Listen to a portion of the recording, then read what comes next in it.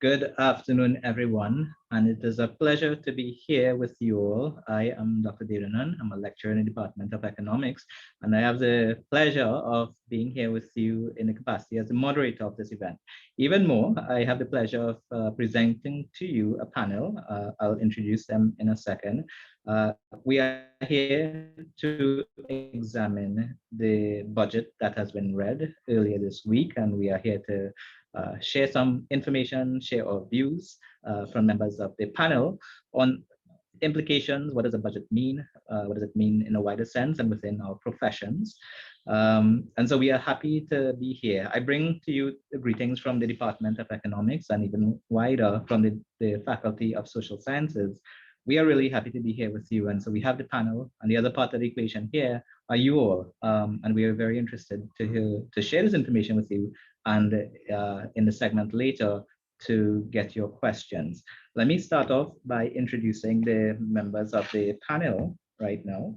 And I'm going to get the introductions out of the way first. So let me introduce all the members of the panel, and then we will switch over to each member presenting in the order in which I introduce. First up on the panel, we have Dr. Vaalmikki Arjoon, who is a lecturer at the University of the West Indies, where he currently lectures in finance and economics in the Department of Management. Prior to joining UE, he lectured at the University of Nottingham in the UK and in their satellite campus in Ningbo, China. He has collaborated on several research projects with regional central banks and Bank of International Standards in Switzerland, and there's a host of other organizations. So welcome, Dr. Arjoon. Our next presenter today is Dr. Seerattan, who is an economist studying Caribbean and emerging economies, particularly the financial sector in these economies. He has researched several years and published in areas such as financial innovations, financial regulations, financial market microstructure, global foreign exchange markets, mutual funds, and many different, a host of monetary type issues. He was formerly the director of the Institute of International, the Center for Money and Finance, and he has worked with a number of boards within Trinidad and Tobago and the region. So welcome, Dr. Seerattan. We have Dr. Daren Conrad, who is a lecturer in the Department of Economics. He's a graduate of Howard University, and he joined the University of West Indies in 2012. He's had secular positions prior to joining UE in various organizations, Republic Bank. He was a consultant at PricewaterhouseCoopers in Arlington, Virginia, and JP Morgan Chase in New York. He has published numerous papers in the international scholarly journals, and his research area is in the field of development economics, urban economics, and monetary and fiscal economics. And last but certainly not least, we have Dr. Marlene Attzs with us, who is a lecturer and economist based at the University of the West Indies with more than 25 years experience in her field. She focuses on issues of sustainable development and has consulted with regional and international organizations such as the CDB, Caribbean Development Bank, the Inter-American Development Bank, and United Nations. She has served as the chairman, deputy chairman, and member of numerous state boards, and currently is a director of the board at Tattle General and Tattle Life. We welcome Dr. Attzs to the panel. So let me say, we have members that in this panel that I highly respect, and we are grateful that they've taken their time to share their views. It is something we as economists and members of the panel definitely have spent a tremendous amount of time studying, and we're grateful that you all are here. So welcome, grateful that you're here to share your views. We welcome the audience members, and we, as I mentioned earlier, we really want to hear from you in terms of your questions. We are here to shed some light and share information as we pull apart this thing called the national budget. And we look forward to questions and lively conversations. We're going to have presentations uninterrupted for the first hour with each member presenting, and then we will switch to question and answers. So without further ado, let me turn to our first presenter, Dr. Vaalmikki Arjoon. Welcome.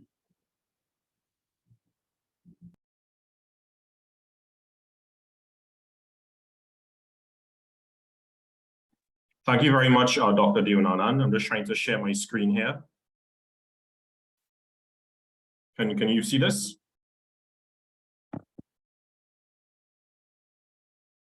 Hello? Yes, we're seeing you, Dr. Arjoon. Can you see the presentation? Yes, we're seeing. You might want to fill up the screen. It's better? To begin the slideshow. Yes, okay. Okay, great. All right, good afternoon, fellow panelists, Dr. Deonanan, of course, and specially invited guests. So without further ado, I will begin because I know time is of the essence. So prices all over the world are the highest they've ever been in our history, not just because of supply chain chaos, because of the surge in spending when economies reopened, but also exacerbated by the Russia-Ukraine war that is restricting food supplies and sending energy market prices to the highest we've seen since 2013, 2014. And food prices alone would have risen by about 41% over the last 2 years. Now, to contain this global inflation, at least 50 economies would have pushed up their interest rates recently, some more times than others. So the United States interest rate would have moved several times this year, taking it from about 0.25% to now 3.25%. And because of this, global economic activities and the growth in merchandise trade would have slowed down considerably. In fact, the IMF will soon be cutting their growth forecast for next year. Right now, it's about 3.6%, I believe, but it's likely to change, I think, by this time next month.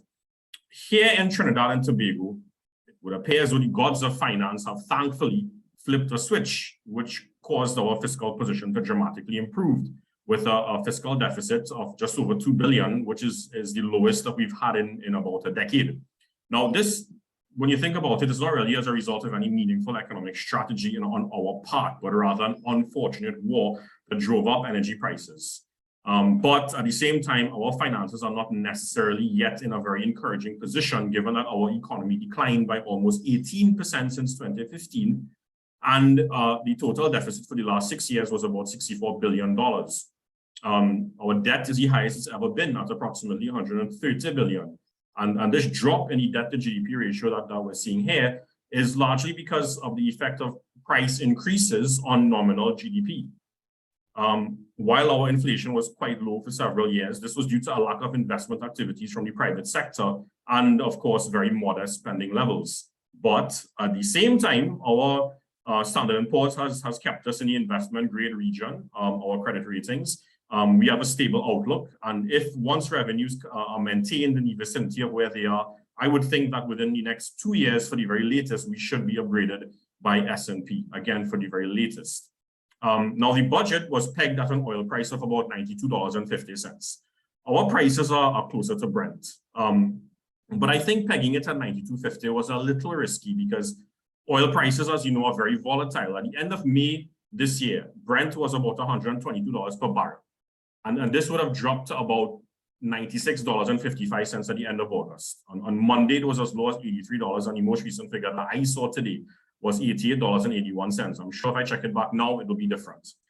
But regardless of whatever the multilaterals would have forecasted, I think $92.50 is too optimistic because prices have fallen in these last few weeks, simply because the hike in interest rates would have slowed down the demand for oil and also lowered the pace of growth in global trade.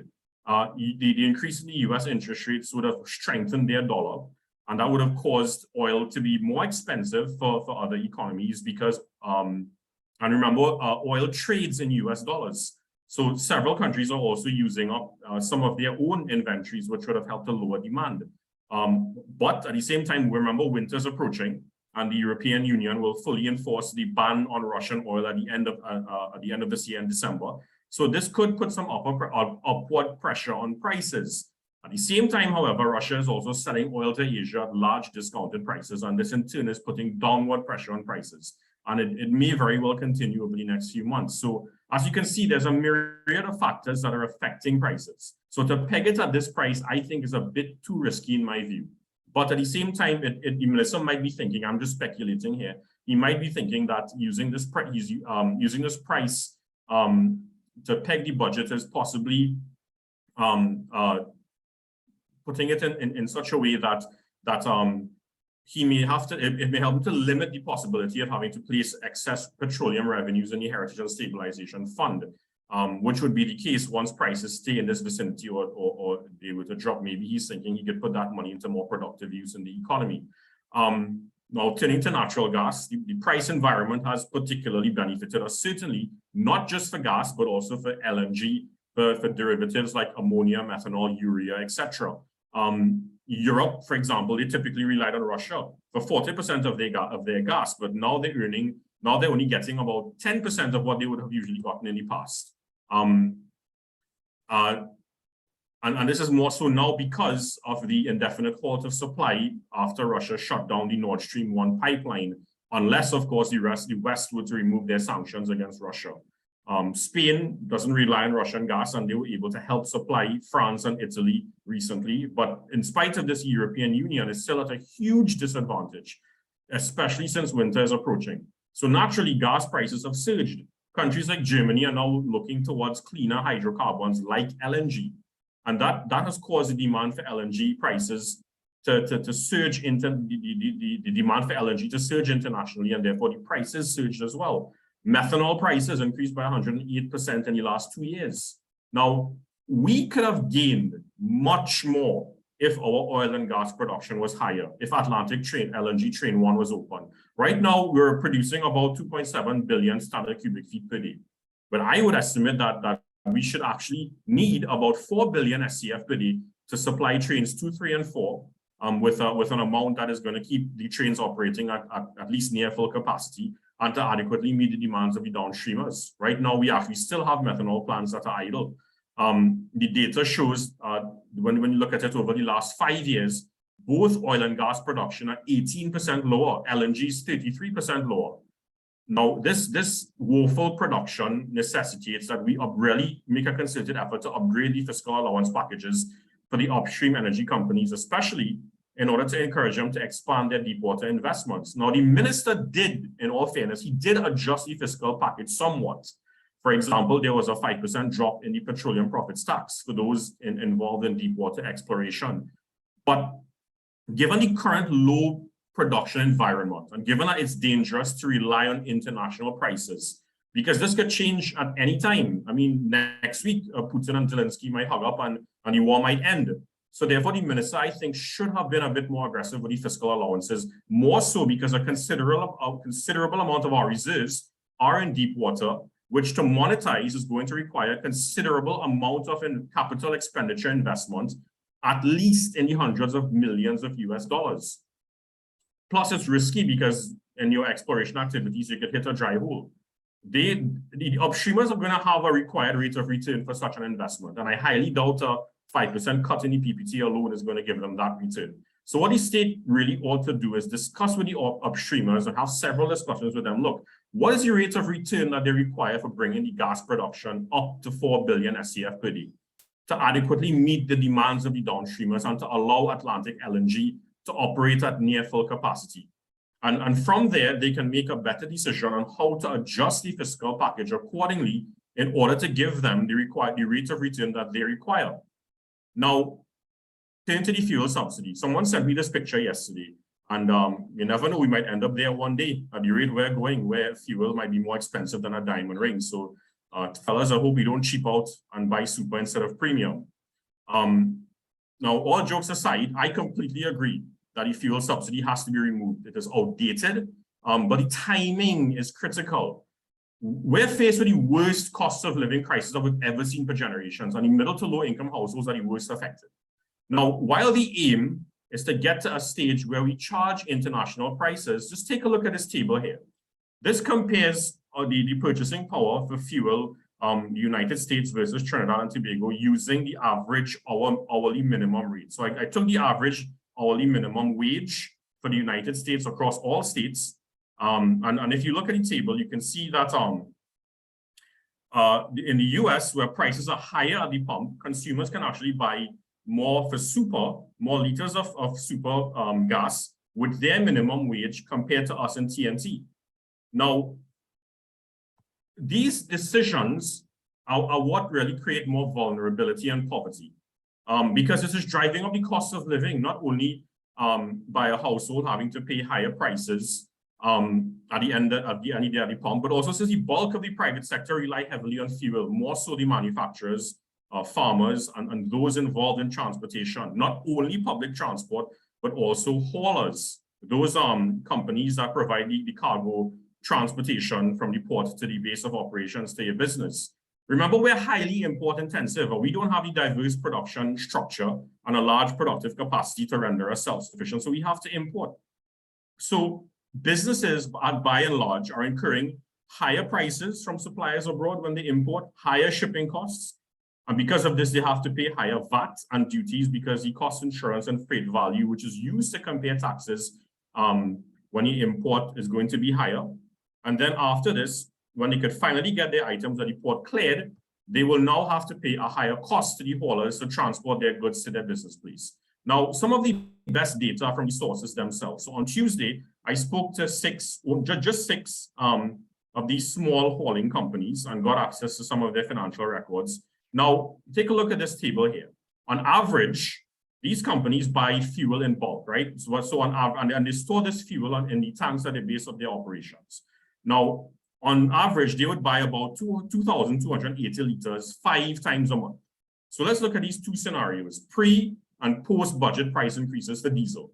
Now, the price per liter before that was $3.48, and giving a total cost of a subtotal cost of about $7,924. Now, the suppliers of gas, they would charge a standard fee of about $500 for bulk purchases. And when you take into account that they purchase this fuel about 5 times on average per month, then the pre-VAT monthly cost will come up to about $42,120. Now, after including VAT, the monthly cost on average would be about $47,385.79. So therefore, their annual cost is over $568,000, and this is before the price increase. Now, after the price increase, the annual cost is over $637,000. So that is an increase in their operating cost of over $68,000. Tell me, are they going to absorb this cost? Absolutely not. They will pass it on to the business in the form of higher delivery charges, who will then pass it on to the consumer as higher prices. So this increase in fuel prices will certainly drive up the cost of living through several dimensions. And of course, manufacturers are going to charge a higher price for goods, the goods that they're exporting, because they will incur higher charges to transport these goods at the port. Now, the solution, I agree with liberalizing the fuel market in Trinidad and Tobago, but, and it seems we're inching towards liberalizing the market with these price increases. But in such an instance, Paria should not be the only entity that is allowed to import fuel. Let's make the market more competitive locally and allow for a variety of entities to start importing, because this competition would limit the extent of price increases. But if you're doing this, of course, the state will have to play a critical role through strict monitoring and regulation where the fuel price is as to where the fuel is being sourced, ensuring that importers comply with strict standards and only import high quality fuel. Now, the manufacturing sector has really proven themselves to be resilient during and after in the aftermath of the pandemic. I agree with the minister wholeheartedly with this because I've been tracking them as well. The last 18 months, they would have taken advantage of the surge in global spending when countries lifted their lockdowns and reopened their economies. And the data in this table will show their overall growth performance. So when I checked whether the sector grew since 2019, and I used 2019 to compare, because I think inspecting growth from 2020 and 2021 is not the best thing because circumstances were very different at that point in time. So I use it compared to the immediate pre-COVID period. And as you can see here, the sector grew by 4%. And when you, now remember the sector now comprises of refining and petrochemical manufacturing companies, which were traditionally classed as energy. So when we factor out the petrochemical component, the sector grew by a whopping 18%. And the hero in this entire story would be the food processors, where the Exim Bank would have provided them with measured but much needed forex support, and that allowed them to import their bare essentials, the raw materials and the machineries that they need. And And that significantly helped them to increase their export, their production, and to achieve healthy exports. The minister would have indicated that their exports in the first half of this year alone was about $1.44 billion US. And that is the highest amongst all non-energy manufacturers. And a part of these export sales would have come from other Caribbean islands who had an uptick on their tourist arrivals. So whenever hotels reopened, they would have turned to our food processors to restock their restaurants and their dining services. Now, what made them stand out even more is that they accomplished this in a very burdensome business environment that exists in our country. So, for example, when they import their raw materials, etc., on several occasions, they're facing a lot of costly delays when trying to clear these items. Mobile scanners on the ports are not functional, so customs officers are resorting to manual inspection. And what's happening is that this inspection might occur at the business premises, and that happens after hours. So the manufacturer will have to pay overtime to customs, which is around $3,000. In fact, what many customs officers are doing is basically working slowly during the day, during normal office hours, so they're forced to stay overtime. And who has to pay the overtime bill? It is the businessman, the manufacturer himself. They have to foot that bill, and of course, they're going to pass that additional charge on to the consumer. And when they face delays for acquiring their goods at the port, they have to pay higher rent and damage charges, etc.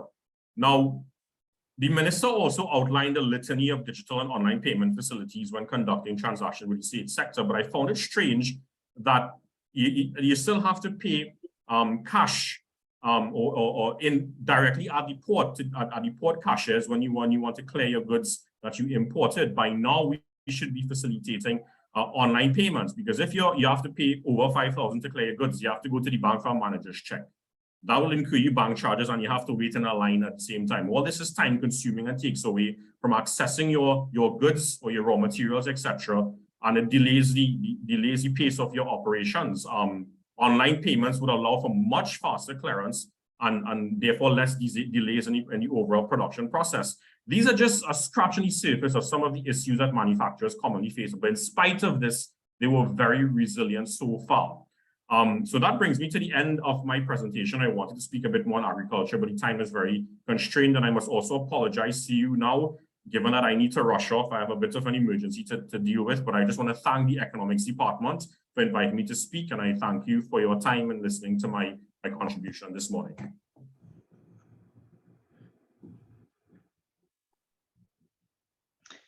Thank you, Dr. Arjoon. We appreciate that you, I know you mentioned the constraints that you have, and we appreciate that you took the time to still be with us here today. Let me go to our second presenter, Dr. Conrad. I invite you to present.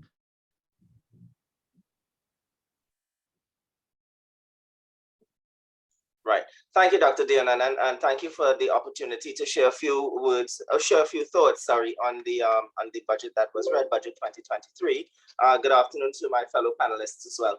What I did this afternoon, for the purpose of this afternoon, I looked at the budget in a little bit different way. I looked at what is really going to get the economy moving, which is getting people back to work. So I looked at the parts of the budget that addresses the issue of human capital accumulation. And then I looked at the elements in the budget that was presented that will mobilize the human capital that is being generated. So again, this is looking at it in a different way with a different sub-theme. So we're looking at human capital accumulation and mobilization within the context of the budget 2023, and what measures that will, fiscal measures that were in the budget that would facilitate both the accumulation and the mobilization of human capital. Why I say the mobilization of human capital is that when we get people back to work, that will mean that there will be some stimulation of the demand for goods and services, and that will get the machinery working. So once the demand begins to increase, then the manufacturing sector will see some uptick, and we will see different, individuals will be earning more, and we will see some improvements in the quality of life, or the quality of life of the individuals.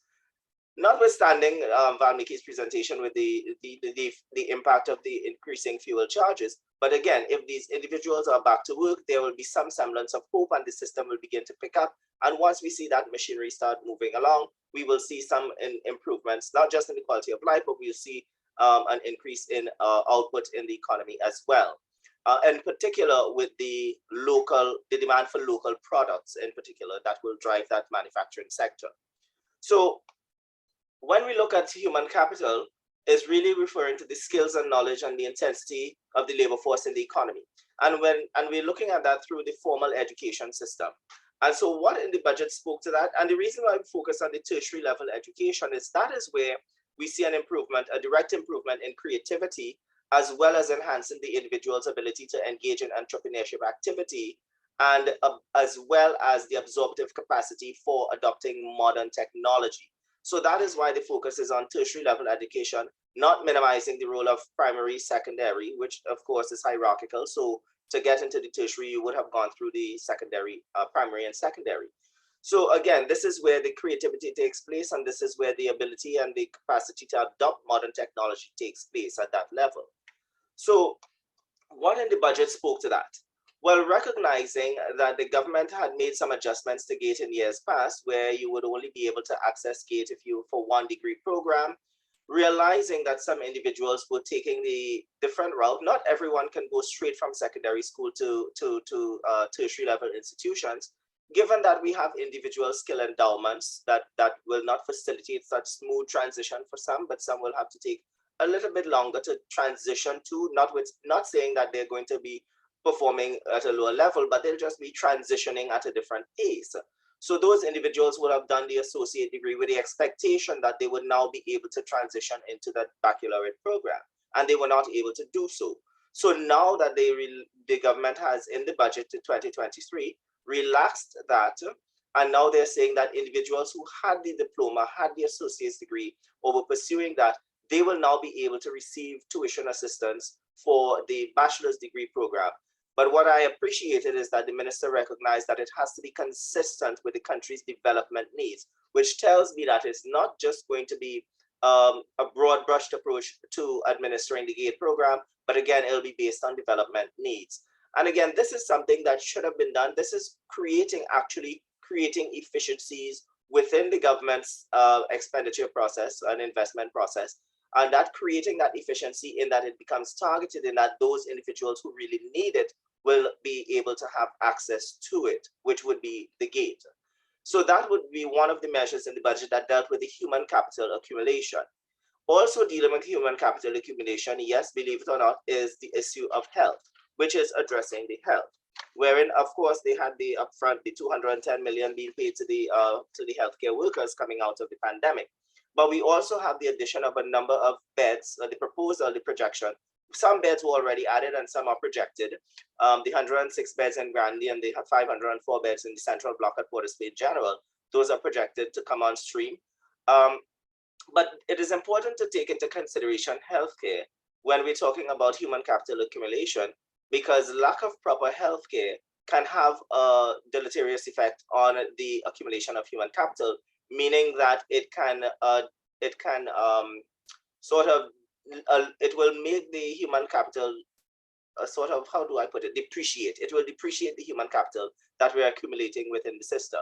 So again, this is why we take into consideration healthcare. So synonymous with spending on increasing investment in education would be also investment in healthcare. The one thing that I did not hear much of, and I tend not to hear much of, adding beds means that you're preparing for, and this to me is a little bit more, yes, you're being proactive in a sense, but you're reactive because you're expecting patients to reach the bed. But what I think is a focus should also be is on preventive healthcare, because a large part of our productivity and potential income is lost due to non-communicable diseases like hypertension and heart disease, and diabetes. So we have to take into consideration that we must facilitate or must educate individuals in terms of better lifestyles, what decisions they make when it comes to diet and exercise, leading a less sedentary lifestyle. Those are some of the preventive healthcare measures, and I think that should also be part and parcel of the approach to healthcare. Hopefully, the Ministry of Health would have that as part of its part of its mandate going forward, or part of its objective, or it's on the agenda, hopefully going forward. So that is why we look at health. Now, we also take into consideration crime, level of crime, because again, that can also depreciate the human capital, in that it can individuals would be less inclined to work longer hours because for fear of being out after dark. So that can have a sort of a dampening effect on what the yield can be on the human capital that we're accumulating. So all of these factors need to be taken into consideration, which were taken into consideration in the budget. Now, these are some of the other fiscal measures which comes to the mobilization of the human capital, meaning that we're getting people back to work. What the main focus would have been on the younger cohort, meaning those individuals who would have just graduated up until age 25, because we find a lot of those individuals who are unable to find jobs primarily because people are, a lot of people in the system have been there close to retirement, but not that close to retirement. So the rate of attrition is not that high.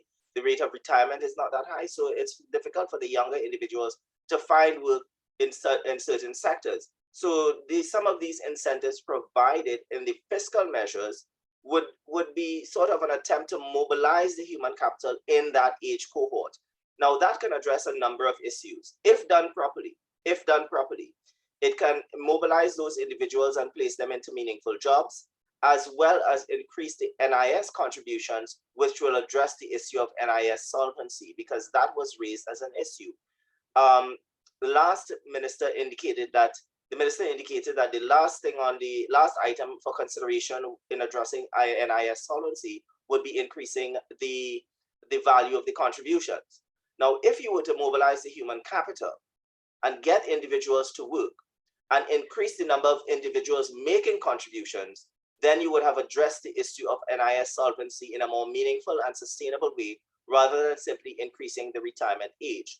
Again, because a number of these individuals would have the ready set skills in that age cohort, would have the ready set skills, not necessarily just the ready set skills, but the ability to hit that reset button and acquire new skills that may be needed in a very quick time frame. So rather than looking at increasing the retirement age, we can look at increasing the number of individuals making contributions, and that way that can address the issue of solvency within the NIS system. So some of these fiscal measures included the school to work apprenticeship allowance, wherein companies would get an allowance for hiring individuals, again, within that age cohort, 16 to 25, for short-term apprentices. Now, yes, you say short-term, and how good is short-term? Well, it has to start somewhere. Think about what short-term does for 16 to 25.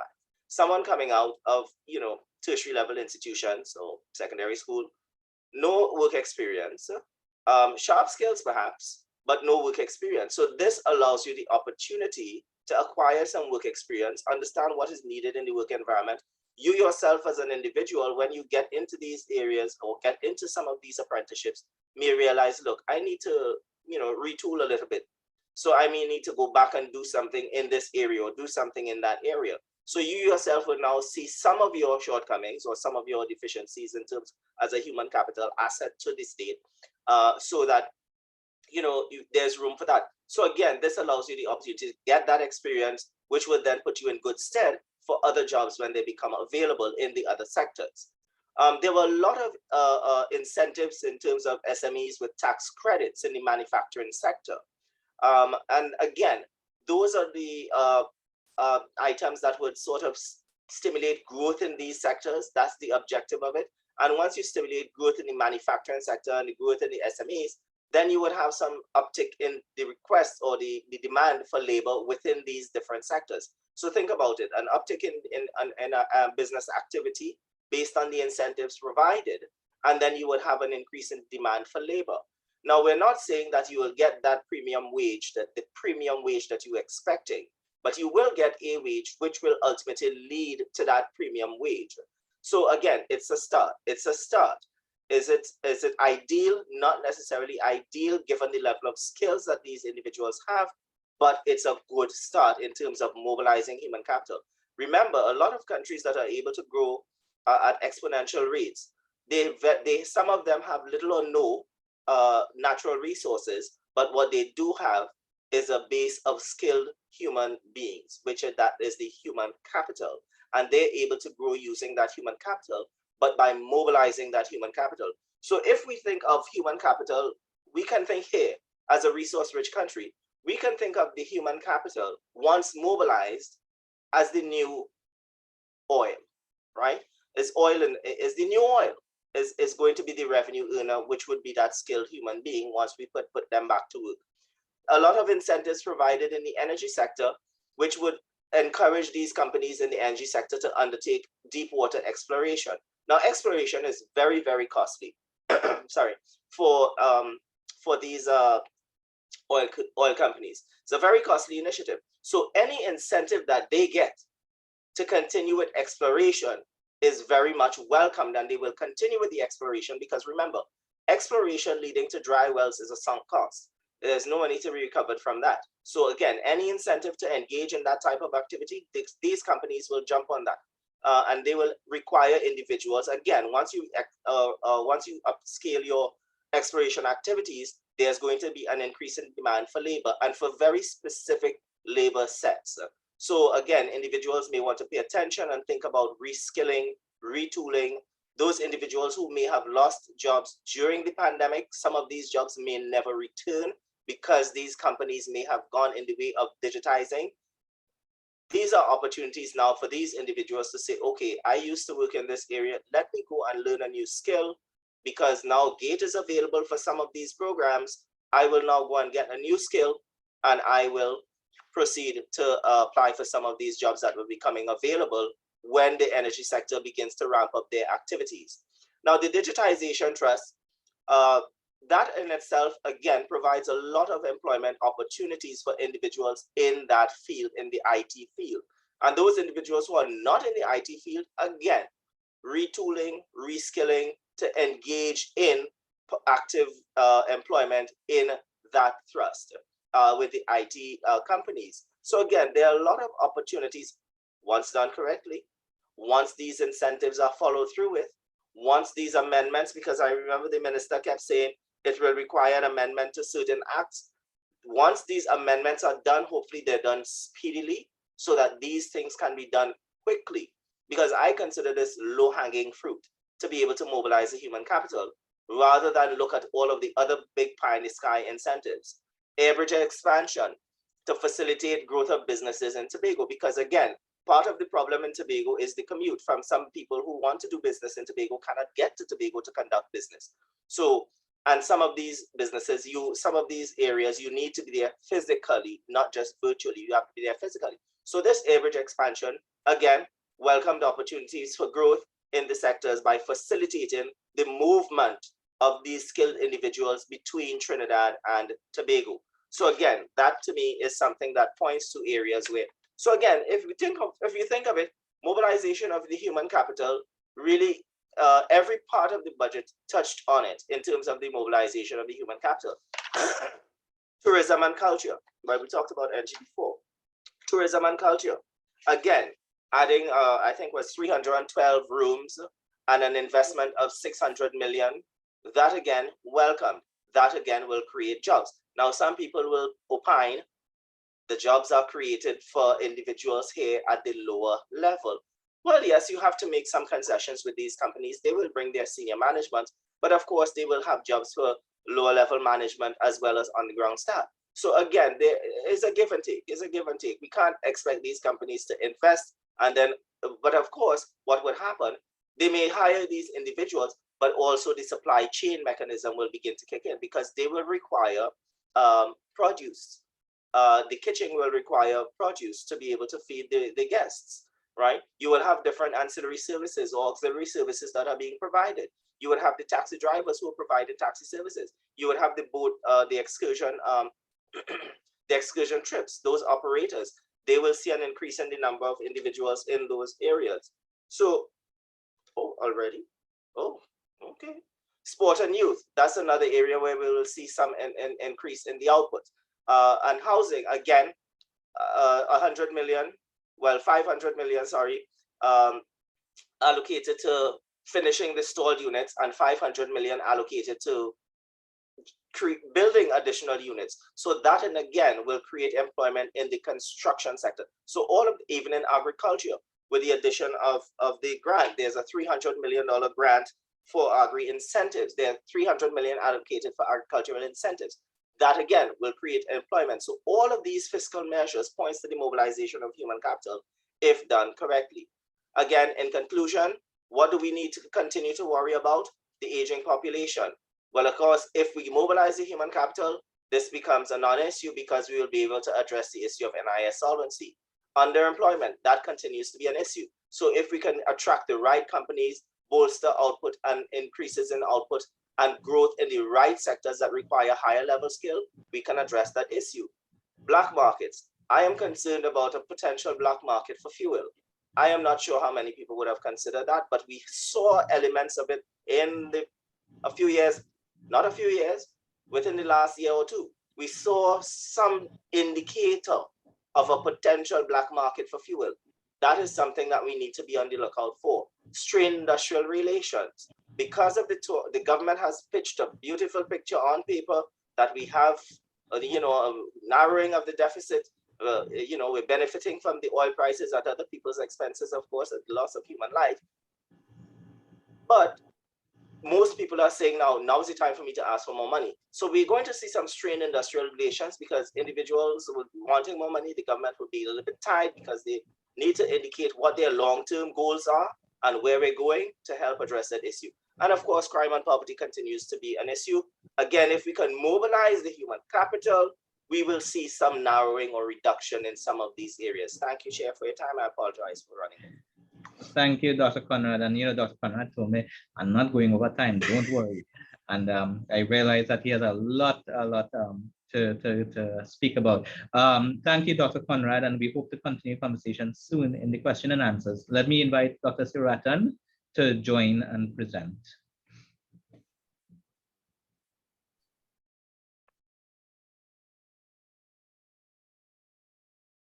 Okay, thank you, Chair. I want to first thank the Department of Economics for inviting me to participate in the post-budget, this post-budget forum. Let me see if I could share my screen.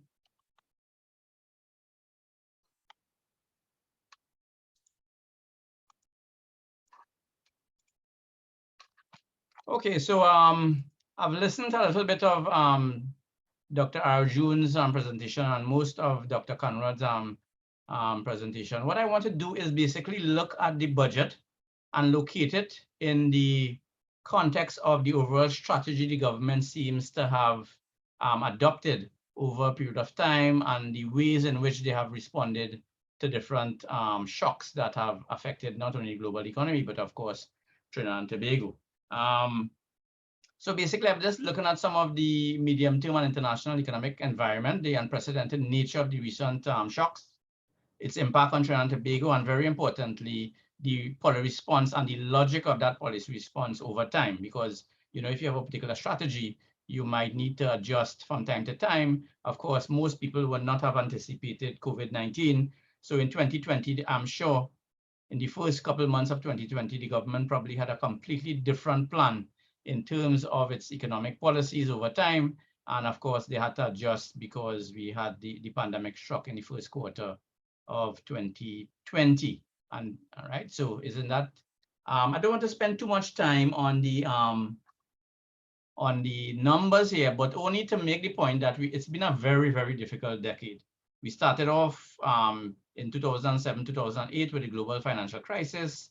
1 year after, we had the CL financial crisis. The international economy was buffeted by the ongoing problems of the sovereign debt crisis in the European Union over the period 2009 to 2012. Then you had the trade tensions between the US and China ongoing over that period of time, the pandemic in 2020, and of course, when things were looking like we were going to get back to some level of normality, the Russia, Ukraine, and conflict erupted.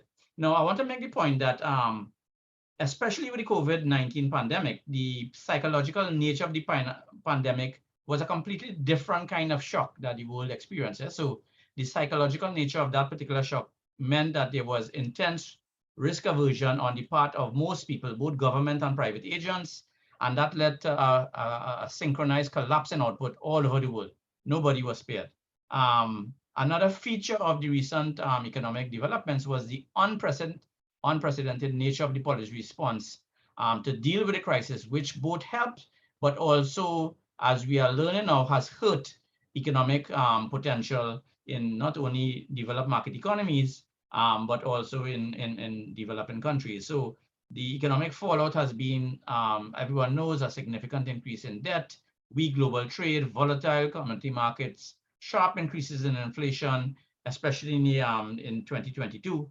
This a significant probability of financial market volatility, an increase in cyber attacks as automation and virtual wake arrangements became more entrenched. So we face a smorgasbord of all kinds of risk and difficulties not over the last 3 years, and these things are likely to continue to some extent in the future. So I'm just outlining these things to kind of make the point that the policy and the budget, this budget and all the budgets before that was put out by this particular administration have to be viewed in the context of that kind of environment.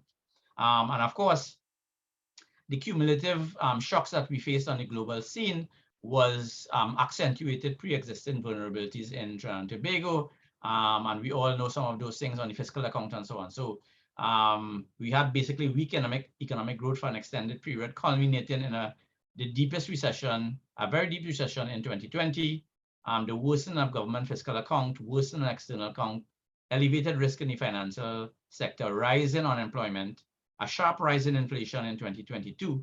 Luckily, the domestic financial system weathered the shocks relatively well, in part because of unprecedented intervention by not only the central bank, but also the government. There was a lot of international and regional cooperation that helped not only Trinidad and Tobago, but the rest of the Caribbean navigate this very, very difficult period in our history. And of course, we had relatively not as high as reserves as we would have liked, but relatively strong international reserves. The pre-crisis level of inflation and unemployment was also relatively low, so that provided us a little bit of buffer in terms of those metrics, and also in relation to our Caribbean brothers and sisters who weren't as fortunate as us in those areas. The chart here is also something that gives you a good idea of how things have evolved over a long period of time since 2007. People may not be able to see it clearly. So basically what this is showing is that the government fiscal position basically correlates very, very strongly with international energy prices. So that is not a surprise, or shouldn't be a surprise to anyone who is familiar with not only Trinidad and Tobago's economy, but also with the economic situation in the Caribbean. Now, I want to talk a little bit about the strategy, right? So the policy response to the economic crisis usually involves a stabilization phase, followed by a recovery and growth stage, right? If anybody who has looked at stabilization, whether sponsored by the IMF or not, these two phases basically is what the jurisdictions try to execute over a period of time. That period normally is between 4 and 10 years, depending on the extent of the adjustment and the extent of the disequilibrium, and by extension, the amount of adjustment that is needed. And therefore, the successive budgets of the administration has to be viewed in that context, as well as in the context of the evolution of the global economy over the period. So if the budget that started of this administration that started in 2015, 2016, basically would have involved fiscal consolidation, which was inevitable given the sharp drop in revenue that we experienced. And if you go back and look at oil prices in 2016 and 2017 in particular, it was particularly low in those periods. So the government came in and they had to basically be trying to adjust very quickly in the context of very low energy prices and the resultant sharp drop in revenues. So they sought to consolidate fiscally, primarily through cuts in expenditure. They also tried improving the administrative systems for fiscal and debt management. They very importantly employed a stable exchange rate to anchor expectations on prices, which redounded to our benefits in terms of the low levels of inflation we had prior to 2022. And if we didn't do that, one could only guess at what the level of inflation will be now, given all the pressures we have coming in from food and energy prices in the international arena. Of course, they also try to increase expenditure efficiency, which will involve rationalization of the state-owned enterprise sector, rationalization of subsidies, which in part included the rationalization of the GRADE program. And of course, they tried as best as they could to sustain employment by, in many cases, using debt to cushion the stabilization efforts, because the minister made the point at the spotlight on the economy that in some years, the government actually had to borrow to pay public service salaries. So that was the extent of the pressures that the government faced. So a lot of the things that was rolled out in that first 2 to 3 years of the administration, but basically would have been anything that any reasonable government would have done in the context of the situation they found themselves in.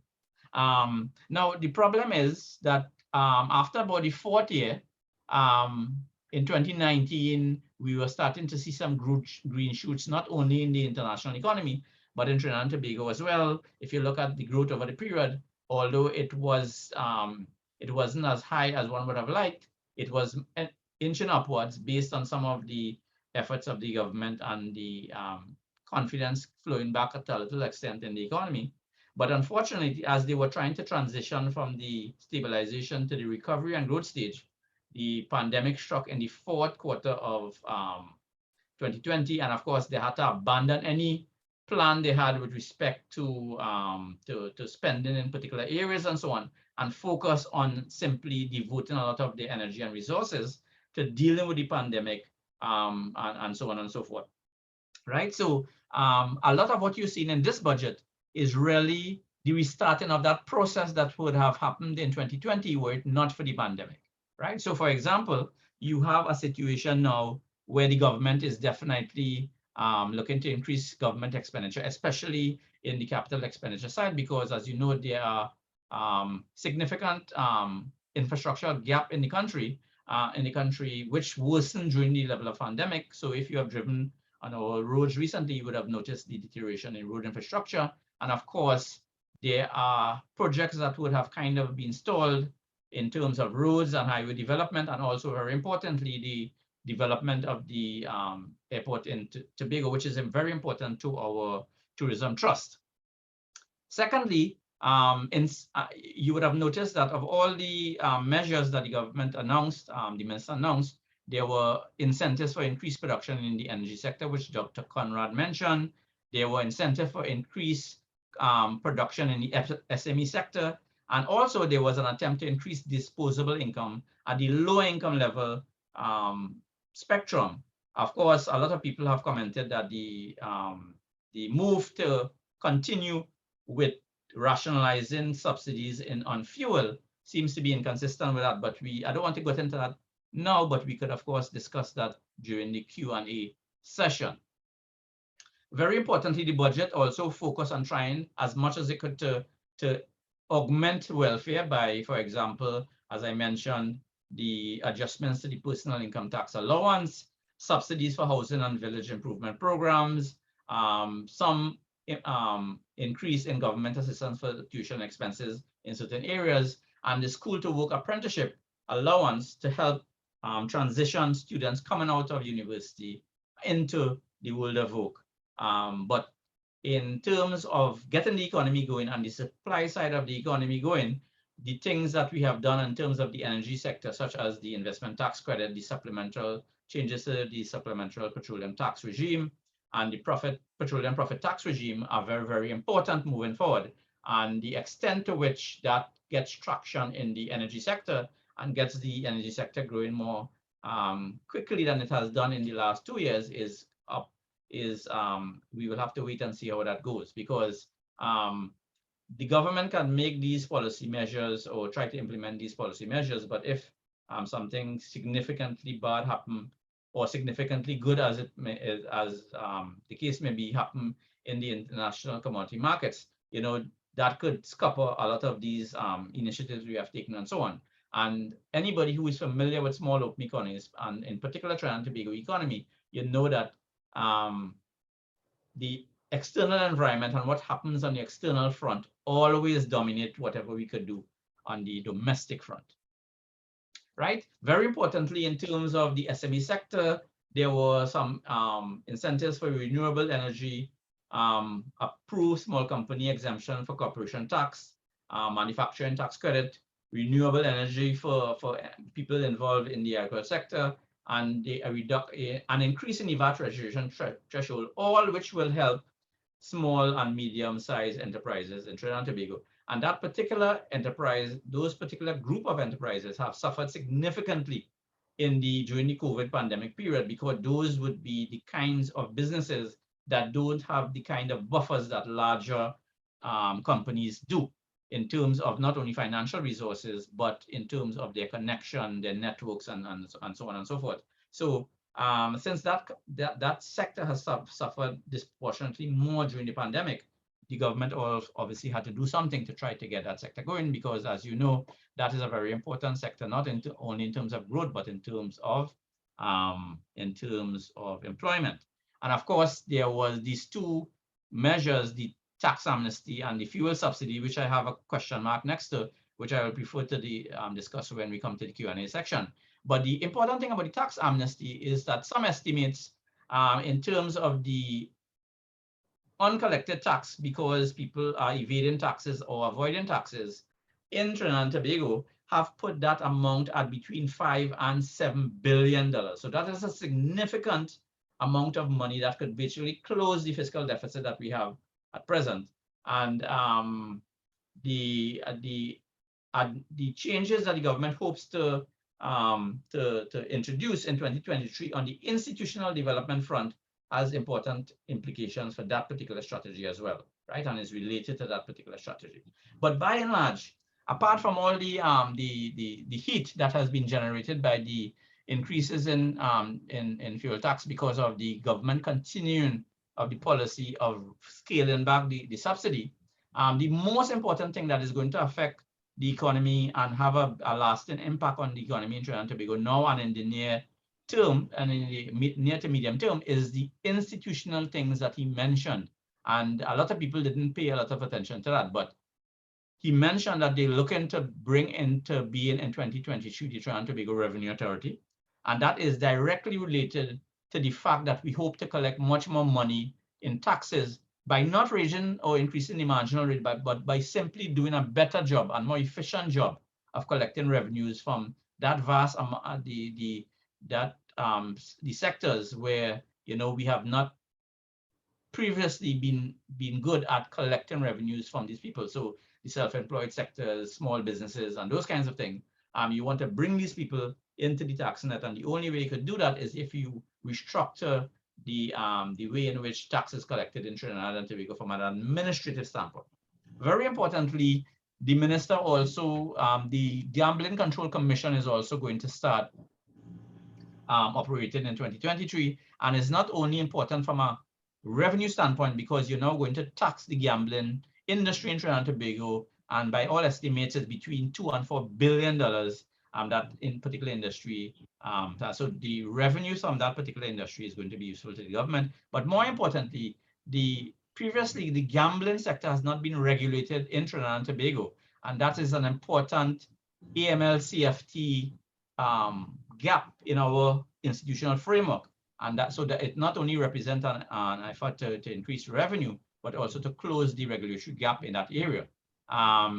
The special economic zones, of course, the restructuring of the Trinidad and Tobago investment promotion architecture, the local government reform, and very importantly for economists, the upgrading of CSO, which we have been different administration over a long period of time and have tried to fix the CSO, but to no avail. Hopefully in 2023, we are going to see some movement in that area to increase and improve the statistics that we have in Trinidad and Tobago, because as every economist will know, you can't really plan well in terms of the economy if you do have good data. And very importantly, on that note, we're out of time here. You have any last, you want to wrap up there? No, the only point I want to make is that there is an unfinished reform agenda, which the Minister of Finance did not talk about, but we need to kind of push in that area in terms of improving the ease of doing business, incentivizing entrepreneurial behavior, systematically reducing our import intensity, redoubling effort at economic diversification, and of course, accelerate fintech adoption. And we could discuss some of the other things in the Q&A session. Sorry for going over time. No, it's okay. Yeah, grateful for the presentation, and as you know, audience members can appreciate, our panelists have a wealth of information that they're sharing here, and there's so much that they can say, but they've done a lot to cut it down within the time. So we appreciate that. Dr. Attzs, let me welcome you. Thank you, Dr. Deonanan. Good afternoon, everyone. The question that is on everyone's lips since we started Zoom meetings with such frequency since 2020, are you seeing my screen? Yes? Yes, we're seeing you. I take the silence as yes.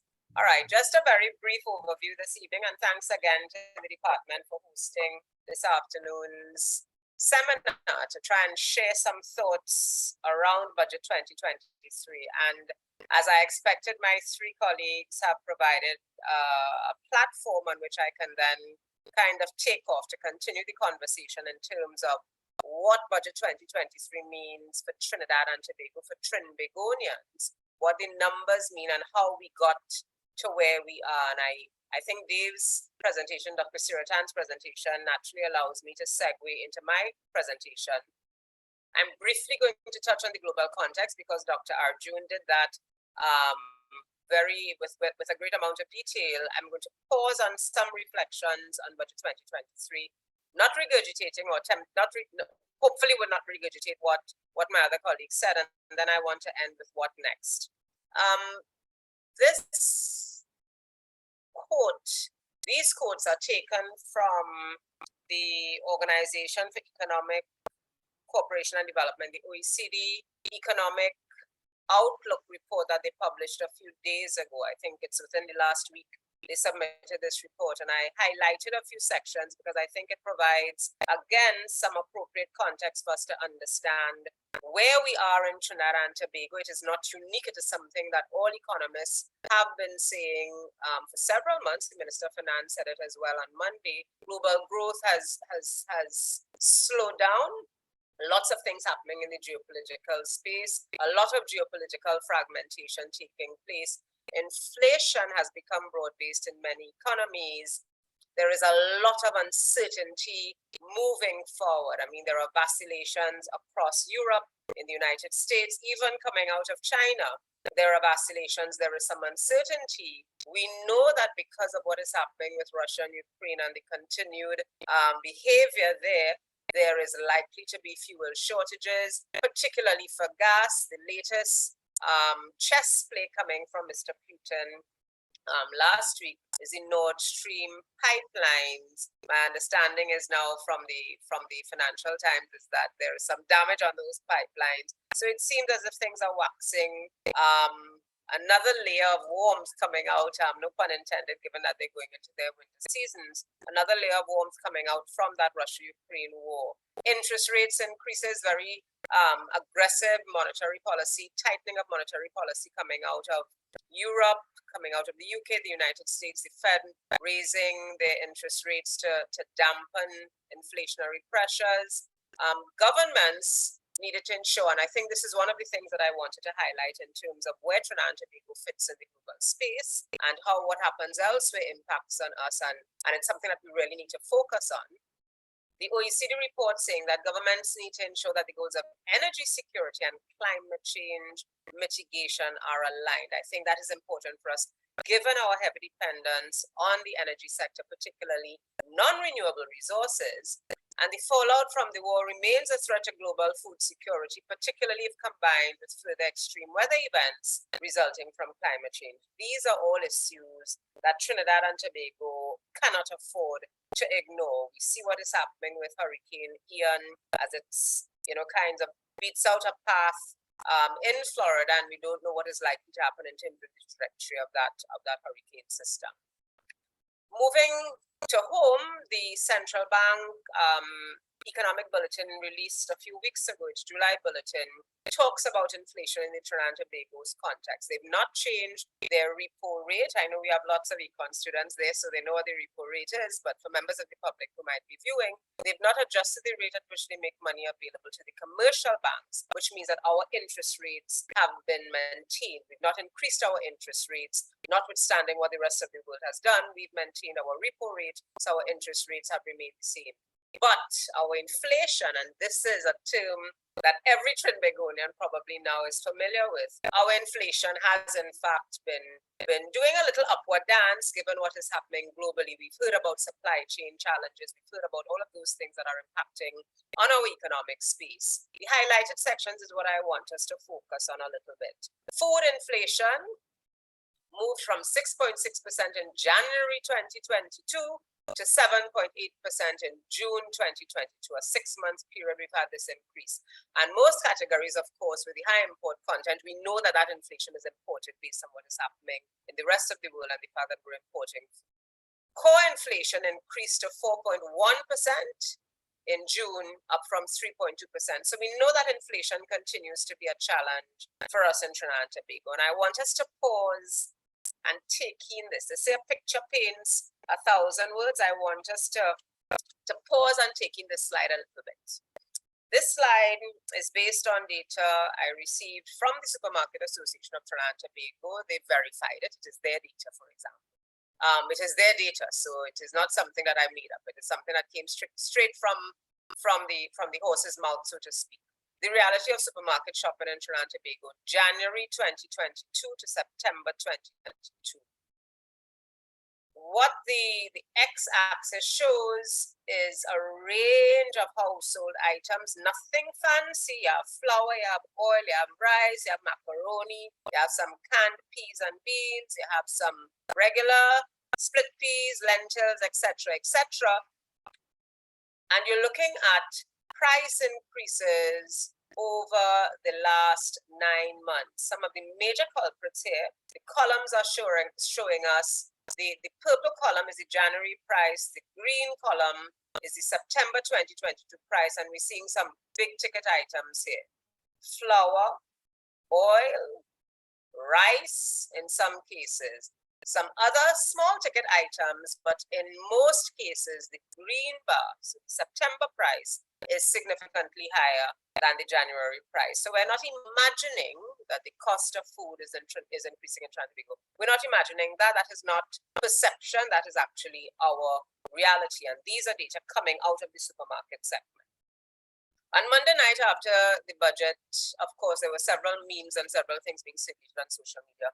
And I felt that this slide was particularly important, especially given the fact that the personal allowance had now increased to $90,000, which means that all persons who earn $7,000 and $7,500 or less would pay no tax. And this is what was being shared on social media. Imagine you're a single parent with a child, earning $7,500. You have rent, you have groceries, you have market, you have utilities, you have transportation. This is before the fuel price was increased. So in fact, it didn't take into account what happens with the fuel price. My likely question is, this is a reality. This paints the Trinbago reality. And I'm saying, as part of the conversation we're having this evening, if you were to layer onto this 7,500 scenario, what would happen when property taxes increased? What would happen if and when the review of utility rates by the RIC results in higher prices for T&TEC and WASA rates? What then is our reality? Now, one of the things that the multilateral agencies have been saying since COVID-19 started is that as we look towards economic recovery, we must pay attention to the vulnerable in our society. And while, as Dave would have said, and my other colleagues would have said in their presentations, we as economists, we understand the situation. We understand that there were certain measures that had to take place for us to try and get the economy back on some stabilized footing. I think insufficient attention was paid to the vulnerable in our society. So that is one of the things that I want to highlight in terms of this presentation. if it is that we want to move forward, we have to ensure that no Trinbagonian or as few Trinbagonians as possible are left behind. In the conversation coming out of budget 2023, a lot was said about renewable energy and agriculture. And I just want to highlight 4 points here. You know, the government is advancing its policy for looking at renewable energy, and it's having a solar photovoltaic project that is meant to take off in 2023. Construction is meant to start. Some of the big players there, BP Alternative Energy, Light Source Renewable, etc. But my understanding is that project is taking place on arable agricultural land. That is my understanding. I stand to be corrected. So that is my understanding. It's a small part of the agricultural land, but it's arable agricultural land in any event. The government also has signaled that it wants to develop a feed-in tariff policy, and I'm going back on memory now. I know this, I seem to recall, and I know that we have a former chairman of the RIC in the audience, and I think that there was a conversation about a feed-in tariff that goes back at least 10 years ago. So it's left for us to see whether or not this can be realized, so that persons who generate energy at their home, whether through solar or other means, they can actually feed that into the grid and contribute to the reduction of greenhouse gases. All of these measures are, in fact, to help the government meet their commitment, a commitment that Prime Minister Rowley made at COP26 that looked at climate change and essentially tried to get countries like Trinidad and Tobago that have a large carbon footprint to reduce our footprint. So these are all measures that the government is putting in place to meet that particular commitment. Dave mentioned the incentive to farmers to engage in renewable energy. Laudable, since that they can get rebates, but the challenge with this is that many of our farmers have indicated that they don't access these incentives because they don't have land tenure, and that continues to be a pain point in terms of our farmers realizing and capitalizing on some of the incentives that are in place for them.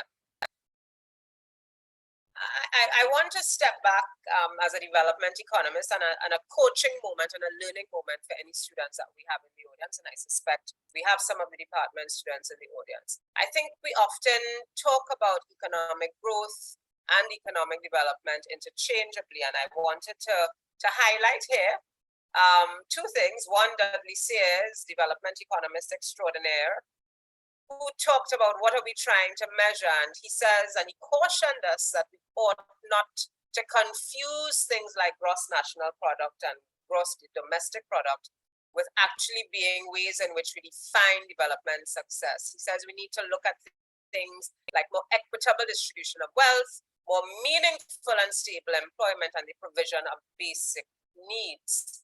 In an article contained in the Harvard Business Review, and I have the citation there, the link to the article, it says that GDP is not designed to assess welfare or the well-being of citizens. It is designed to measure production capacity and economic growth, and that some persons often treat GDP as an all-encompassing unit to signify a nation's development, combining economic prosperity and societal well-being. And I'm putting this out because I think we need to step back and understand the narrative around economic growth and economic development, and to recognize that they are not the same. And while we might want to achieve certain economic objectives, we ought to bear in mind the impact that it has on people. And having said that, one of the things that jumped out at me in Budget 2023 was the Minister of Finance saying that the household budgetary survey is meant to take place before the end of 2022. And while that is good, because he says it's going to combine the survey of living conditions, and the underlying part is the thing that I want to flag. Both surveys are being merged to give better quality expenditure data, while also providing detailed information on health, education, labor, and other characteristics of living conditions. What has happened since the budget was read on Monday is that there's been significant public outcry and reaction to some of the measures, the increase in gas, how that is going to add an additional layer to the pressures that people already feel in the society. I show the prices in the supermarkets, etc. And what has happened in response is that some quarters have been criticizing the population for essentially expressing concern over these additional layers and additional tiers of costs that they will have to bear. And I just want to say, in local parlance, let me come down from there. I think perception is reality, but the reality that the people of Trinidad and Tobago are facing, the reality is that the cost of living is increasing, and there seems to be no end in sight. And it might have been more appropriate from my perspective for the survey of living conditions and the household budgetary survey to have been completed, so that any policy intervention that the government was making would have been predicated and grounded in the data that came out of those surveys. So moving forward, I want to suggest that there seems to not have been on Monday, from my perspective, an overarching strategy to catalyze the real sustainable economic growth and development that we're after, how to connect the dots between the economic imperatives that we face and the challenges that we face, while trying to keep an eye on the well-being of citizens of Trinidad and Tobago. And I'm saying, if only to help us achieve the sustainable development goals that we have signed on to. I want to commend my department, the Department of Economics, for being an interlocutor and for hosting a seminar such as this, because I think it's important for us to broker national conversations on social and economic issues and matters that affect all stakeholders in Trinidad and Tobago. And I want to signal a plug here for the conference on the economy that the department first hosted in 2007. And just to give a small history lesson, the conference on the economy started in 2007. It was hosted in April 2007 to allow us the opportunity to engage internal and external stakeholders so that we can muse on the issues facing Trinidad and Tobago and present policy positions that the government may wish to take into account as it prepared its budget for the next fiscal year. So I want to invite those who are viewing and who may not be aware that the conference on the economy is really that opportunity. The Department of Economics' way of engaging our population, of engaging stakeholders and presenting our views. I know it's been a short presentation, but I'm hoping we'll have the opportunity to chat during the Q&A. So thank you for your attention.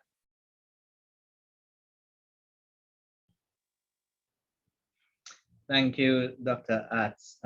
All very, very interesting presentations. And we've come to the end of the formal presentations by our presenters, and we're going to move into the other component of today, which is the question and answers. And I would like to invite audience members. We've had some questions coming in, and we want to hear from you all. Any questions that you have.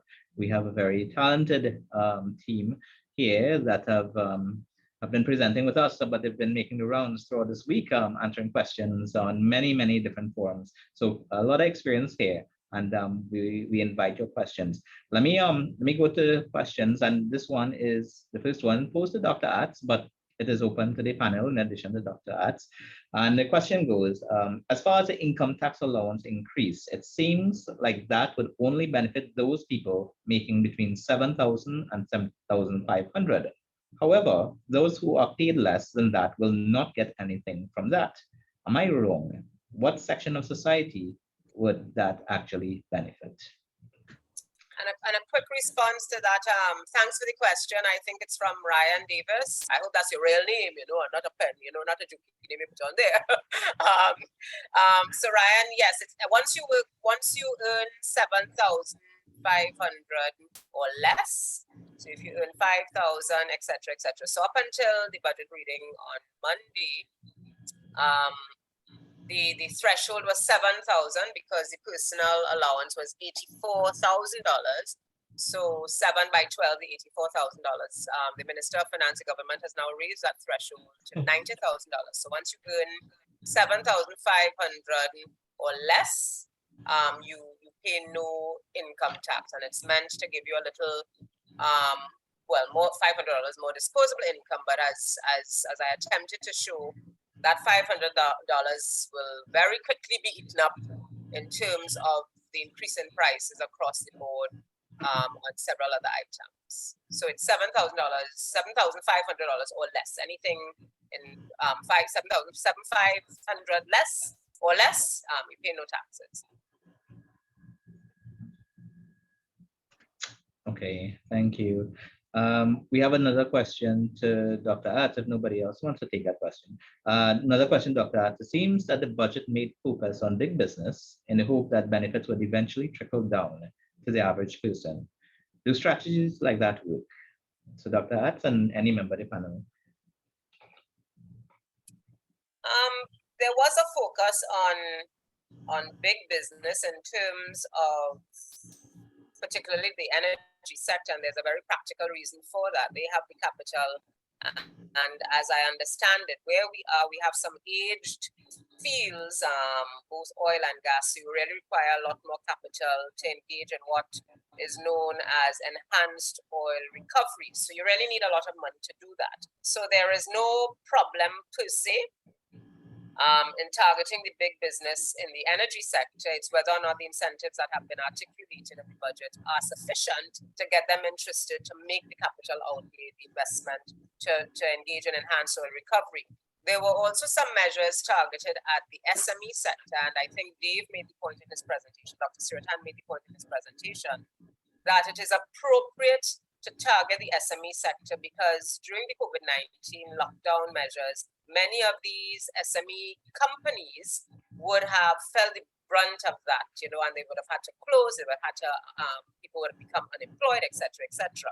Now, not all SMEs are created equally, which is a point that I keep making, and we always really need to do a diagnostic to determine the typology of SMEs in Trinidad and Tobago. So when we say SMEs, what exactly do we mean? But that's a conversation for another time. But the intention behind targeting certainly the SMEs, I think, is that you will essentially provide a stimulus for them so that they can restart their businesses and hopefully also re-employ persons, because remember, we're using them as a vehicle to help us achieve some of our macroeconomic variables, to reduce our levels of unemployment, etc. So it is a catch-22 of sorts that you want to target these industries, and hopefully there will be some trickle-down effect. It's not going to be absolute, which is why there is still a role for the government to play in terms of how the government tries to create a buffer for some of the vulnerable people in our society. So you will have heard the Minister of Finance speak about things like the social assistance programs and the grants, etc., and some of the other measures that the government is putting in place in fiscal 2023. But yes, I think collectively between the private sector and the attention to the large and the SME sector, that coupled with the work of the government and the proposals that the government has on the table, we hopefully will be able to get some trickle down effect to the average John and Jane public in Trinidad and Tobago. Okay. Any other members want to take that? Or all right. We've been talking. We've had a few people touch on this issue of subsidies, and there's a perspective. Yes, we've been talking about protecting the vulnerable in society and providing sufficient support for that. But then there's the other perspective that perhaps we may not have as many vulnerable in society with sufficient enough economic opportunities via jobs and those kind of things. Are we striking the right balance between that provision, subsidies, versus generating opportunities? And just to give some context, over the last decade or so, transfers and subsidies have averaged about $28.2 billion per year.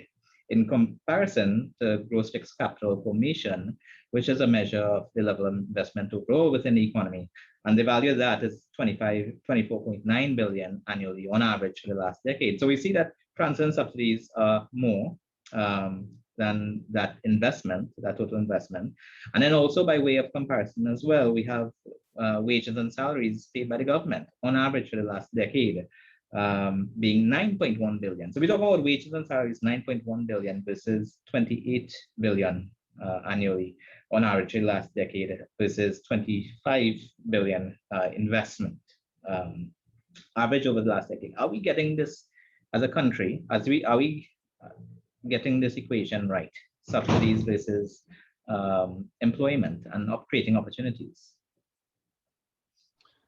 I think that's one of the most important challenges that the minister has, or any minister who of finance who will come in, because if you look at the magnitude of the transfers and subsidies, is as if almost all sectors of the society has become clients of the state.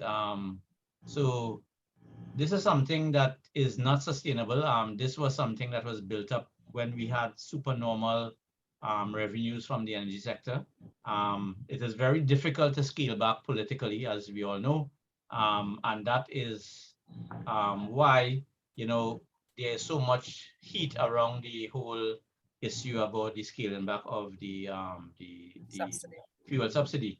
The problem with that is that, you know, the fuel subsidy we have is not sustainable, you know, in the long term, because again, we will not have the only way we were able to afford those things that we didn't think about it was because we had supernormal profits, and those times may come again, but right now we are not in that particular situation. The best advice in terms of trying to cushion the impact of price increases we have is that countries that are, if you didn't have any subsidies and so on, then you will do like what Barbados is doing and offer assistance to people to pay to meet their fuel and their food bill and so on. But we have in place a lot of subsidies already. So the minister will argue, of course, that in terms of the scale back of the fuel subsidies, as you know, the premium, you try to ensure some equity as you scale back the subsidies, so that premium will you still have some subsidies on LNG that everybody uses, and on diesel, which is more impactful when you think about transport costs and so on. But the bottom line is, if you have been looking at what the minister has been doing over a period of time, he has consistently scaled back the fuel subsidy. And I believe any minister of finance finding themselves in the situation that he did prior to especially 2022, when energy price went up significantly, would have done exactly the same thing, because we simply couldn't afford to do it. We were borrowing money, after all, to pay public servants' salaries. So you could imagine the consternation people will have if you're borrowing money to pay fuel subsidies to guys who owns BMW and so on. The thing, so, you know, we have to wean ourselves off these subsidies while at the same time trying to protect the most vulnerable. The minister may not necessarily have found the right balance in terms of what he did, but I mean to say there's a logic behind what is going on, and we could discuss ad nauseum the number in terms of the specific increases in the different fuel and how it has been scaled out over time and rolled out over time and so on. But the underlying strategy is something that we need to do going forward. So in terms, I think there needs to be more done, as Dr. Attzs mentioned, in terms of transfers to the most vulnerable. We already have a relatively, I wouldn't call it strong, but we have a system of transferring resources to the most vulnerable. A lot of people don't understand that CPAP is an important transfer, because if you look at how poverty data in Trinidad and Tobago, the majority of people who are classified as poor come from female-headed households. And if you go and you see the CPAP gang, we might disagree with the productivity implications of how CPAP operates, but it is an income transfers to people who may be where the rubber meets the road in terms of poverty and low income and so on and so forth. So it's not perfect, but there is efforts being made to do that. In terms, my own view, especially in terms of the wage negotiations, is that we have to get away from these aggregate numbers like a 4% or 10% in terms of how we do wage negotiations, and we have to be a little more nuanced and sophisticated in terms of how we do this thing. And probably, you know, 4% is probably not sufficient for somebody who is at the bottom scale in the public service and so on, because a 4% when you aggregate it out is not significant for some, given the kinds of increases we have seen, especially in food prices and so on. So I think we have to you have to move away from that kind of very formulaic approach to wage negotiations and so on. Unfortunately, that is the precedent. And you know, when you hear the discussion and you hear the justification given by the Minister of Finance, the unfortunate fact is both the minister and the unions are right. The minister saying that we cannot afford more than a 4%, at least in this fiscal year, is right, because it's about $5 billion if you think about the entire state sector, right? Because if you give it to the central government, you need to give it to, that's at least the minimum that you will have to offer to other people in the state sector and so on. And on the other hand, the unions are making the point that 4% is not sufficient, especially for low-income people, given the kinds of increases we have had over time, especially with respect to food, because although the aggregate inflation rate has not gone up, if you look at the inflation rates over the last 4 years, it's like 1%. In 2021 was 2.1%. So luckily, we have had a good handle on inflation generally, right? And that is in part because of the fact that the government chose to anchor inflation expectations and inflation with a stable exchange rate, and some of the things that the central bank have been doing and so on.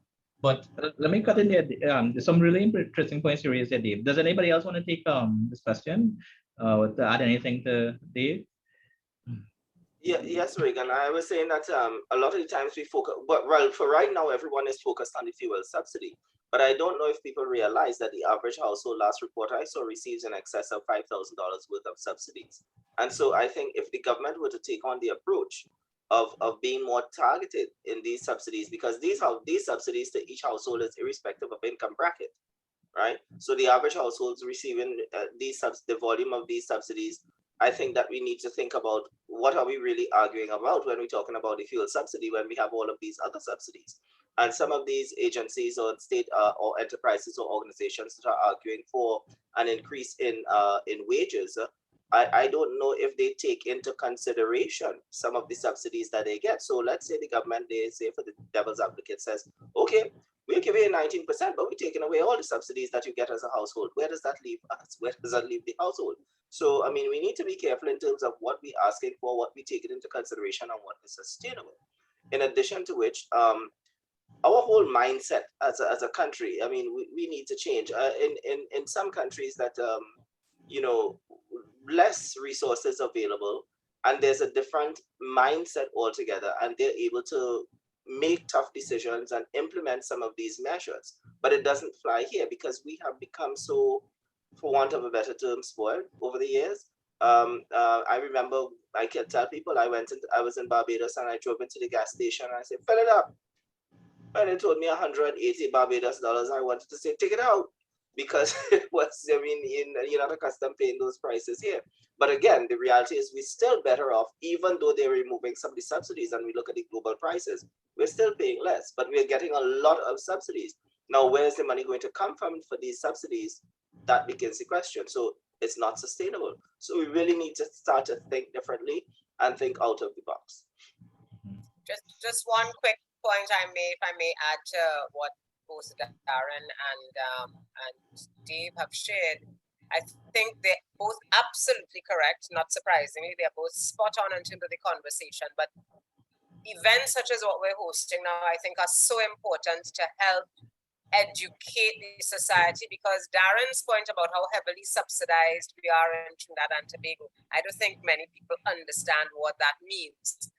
So we're looking at the rate increases at the RIC. Those are heavily subsidized, whether you want to argue about how efficient the delivery of water is or electricity, etc., heavily subsidized. The health sector is heavily subsidized. The education system is heavily subsidized. So he's spot on, but I don't think the average Trinbagonian, so it is incumbent on us as a department to help with that conversation in terms of educating the population, so that when budget day happens, and our education should not be limited to the budget, when budget day happens, people have a better platform on which they can receive the information.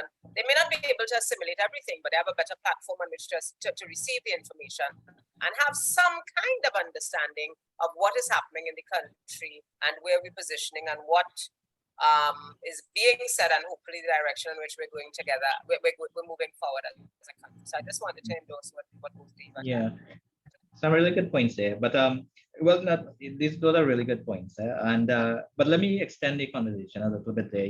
So on one hand we have the subsidies. On the other hand we have the perception that life is getting more expensive.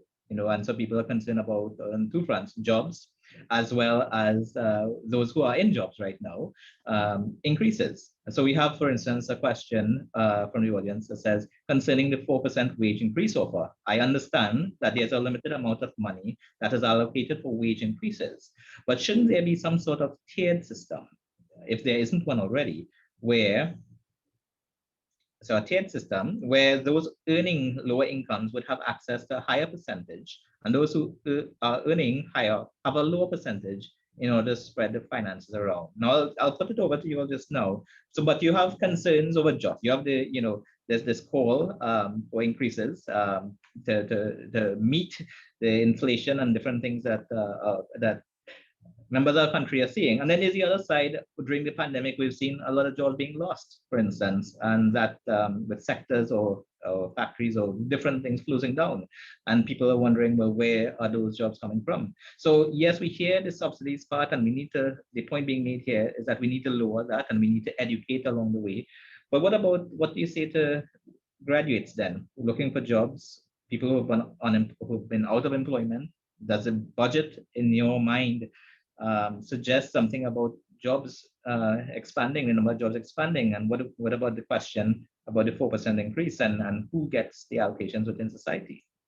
Yeah, I think the minister have in part attempted to deal with that whole issue by the tax, changing the threshold in terms of how many people, if you below a certain threshold, you don't pay tax. So the effective tax rate for those people is going to be lower. So the income tax system is inherently more equitable because it is more amenable to being used for equity, for ensuring a certain level of equity and so on. So that's one of the things that you could have done, eliminating certain low-income people paying taxes and so on. But I think we have to go further in the sense that in the wage negotiations, we have to try to see whether we could reinforce that notion of giving lower income people relatively more, right? Because remember, it's not only ensuring that you keep up with inflation and to ensure welfare levels don't plummet in those groups. You have to appreciate that there's a threshold below which, if you fall, then those are going to be people who classified as the working poor. And the people at the lowest income rungs in the society are the people most at risk do that. So I think it's good that we are finally going to be completing a household budgetary service finally, which is an instrument that could actually provide us with the information we need to know, what is the threshold below which we should never allow people's real income to drop. To sustain the level of welfare that we have in the society, because welfare is related to social and political stability. So even if you don't have some ethical reason for ensuring that poor people are treated better and their welfare levels are sustained, it is an actual fact that in countries where you have too much people in those income levels, you have social and political instability, which also leads to lower levels of growth, because most of the research now is showing that countries with very high levels of inequality have lower levels of growth. Mm-hmm. I know that we Regan, yes, let go me ahead. make one point here in that I think this is where it calls for being more targeted in the allocation of the subsidies that are provided, in that the more vulnerable should have access to the subsidies or should be beneficiaries of the subsidies, and the higher income households should not be beneficiaries of certain subsidies. And one example, a perfect example, would be GATE. When a study was done, we conducted a study and realized that GATE was being accessed not by low-income individuals, but by higher-income individuals. So we need to find a way to be more targeted in the subsidies, how the subsidies are allocated, who are the beneficiaries of the subsidies. And talking about the employment, I think my entire presentation pointed to all of the measures if implemented, would generate an increase in employment, not just and increase the opportunities for individuals, but it also calls for individuals to take on the responsibility of accessing that financing arrangement available so that they can retool or tool themselves or skill themselves appropriately so that they can benefit from the opportunities. You see, the opportunities would be there, but are you ready to take charge or take advantage of the opportunities is the question. So you need to be, so it goes both ways. As individuals, we have our responsibility to tool ourselves appropriately. And of course, when the opportunities come up, we can access those opportunities. Sure. I need to bring this to a close because we're almost out of time. Closing comments, and I'll pose one last question here in your closing comments.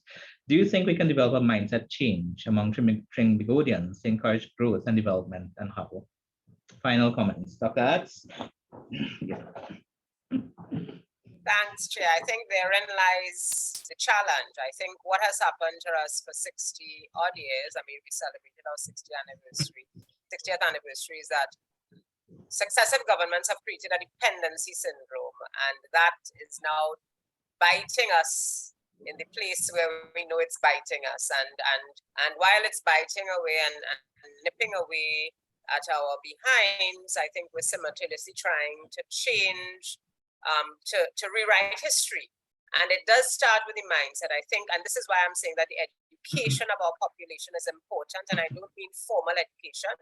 I think our country and our citizens need to understand what constitutes Trinidad and Tobago, what constitutes Trinidad and Tobago's wealth, which is why a conversation around economic growth and a windfall as a result of a war between Russia and Ukraine is not necessarily a helpful conversation, because it gives people the impression that, you know, we were headed down a wrong path, but things are, you know, there's a turnaround, and there is not that lack, there is a lack of understanding. So I think it is so important for our citizens to understand where we are, to have forums such as what we're hosting this afternoon, to expose citizens, and I see that there's some students on board, to expose citizens, to expose our students on the goings on, and really what are the inner workings of Trinidad and Tobago's economy, so that as they become game changers, as they become policymakers, as they grow into the employment space and into the labor force, they can really understand the kind of space they need to navigate and have a nuanced understanding of Trinidad and Tobago's economic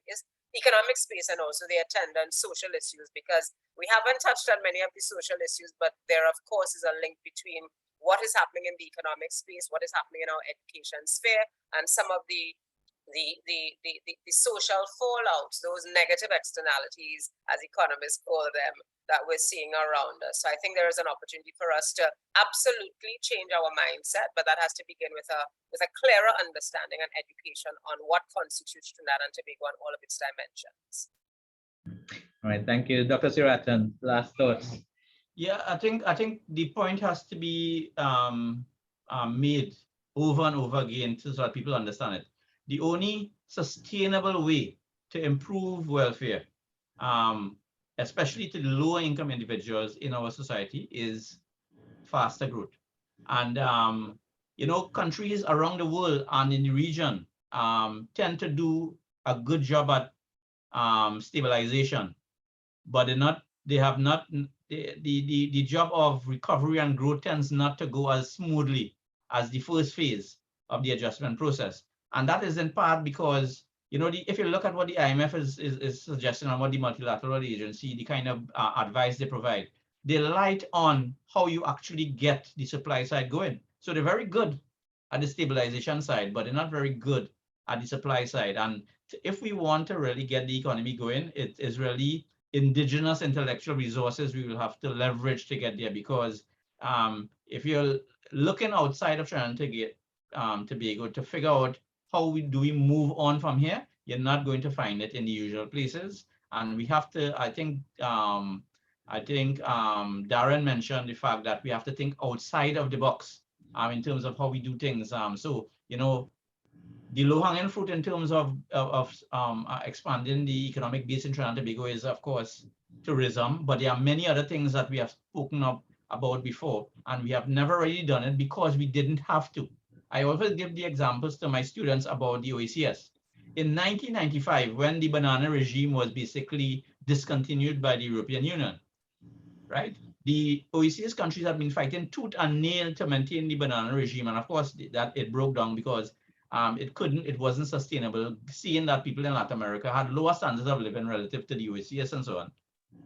They transformed their economy in 10 years. The OECD's countries are now tourism and financial services based industry, right? But you know why they had to do it?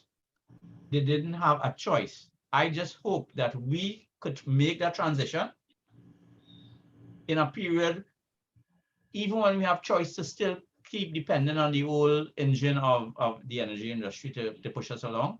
But we know it's going to eventually not be sufficient to meet our needs. And we have to start thinking about moving on from now so that the adjustment is not so abrupt and not so damaging and costly to different people. And so on. We hear you, Dave. I know Dr. Attzs has another engagement, and she's been very gracious to us. So thank you, Dr. Attzs. If you need to leave, we understand. Thank you, Dr. Conrad. Closing comments here. Change in mindset. Yes, I think Marlene and I are reading from the same page and the same playbook, because I too am a firm believer that no matter what policies the government implements, there must be a mindset change. There must be a cultural resetting of our way of thinking. And Milton Friedman said, if you want to change a society, you reform and change the education system. And so if we talk about serious reform of the education system, most people, I remember sitting in a room when the budget was being read one day, and as fast as the different groups were addressed in terms of the reading of the budget and fiscal measures, people started to leave. Oh, there's nothing in it for me. Oh, there's nothing in it. There's something for everyone in the budget. And I don't see why it should be an exercise of listening to the budget when we get to a certain stage in life. We should all be encouraged to try to get an understanding of what goes on in this. So I do believe in education, not just education reform, but we also have education for sustainable development, which is something that can be done, which is not done in the classroom. That's not something done in the classroom. That's a different undertaking. So again, we can have the educational reform in the formal sector, but we can also have education for sustainable development. And also as a university, we have the responsibility in forums such as these to share our knowledge in an objective and impartial way to try to help people to understand what is being done, why it's being done, not necessarily be pleased with it, but this is the end result that we expect. Thank you, Chair. On behalf of the Department of Economics and the Demas-Rampersad Seminar Series Committee, heartfelt thanks to all presenters here, as well as audience members. I need to get these people's autographs because I am very honored to be here with them. Year after year, they come out and do the service, and on many fronts.